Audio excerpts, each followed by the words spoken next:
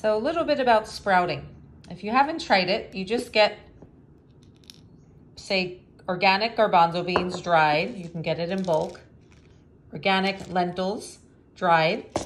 You soak it overnight in water. This is a little sprouting machine, but you don't need that. You can just put it in a cup of water. The next day you rinse it to get all the water off. In this thing, it's a strainer.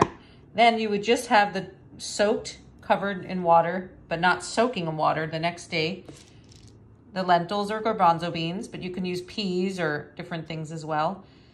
I used to do mung beans every day. And then it starts to sprout. You just rinse it once a day, and then you have sprouts you can put in soup or salad.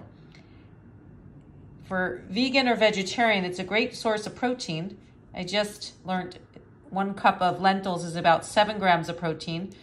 But I also just learned from Doug Evans on a Instagram lecture that it's also soaked is double the amount of antioxidants than the dried lentils and triple the amount of vitamin C.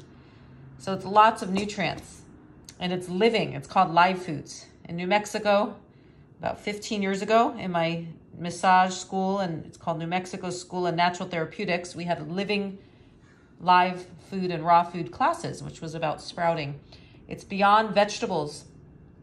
That's raw food when the vegetables are raw, not cooked, but live foods is living. You're eating them as it's growing, the sprouts. So lots of prana, lots of energy. Try it, it's crunchy, sprinkle it on salads or soups and see what you think. It's different than cooked, different level of nutrients. That's a little sprouting tutorial as I venture into new kinds of sprouts. I used to just sprout mung beans and garbanzo. Now I'm sprouting lentils a lot. And I hope you enjoy. Have a great day. Namaste.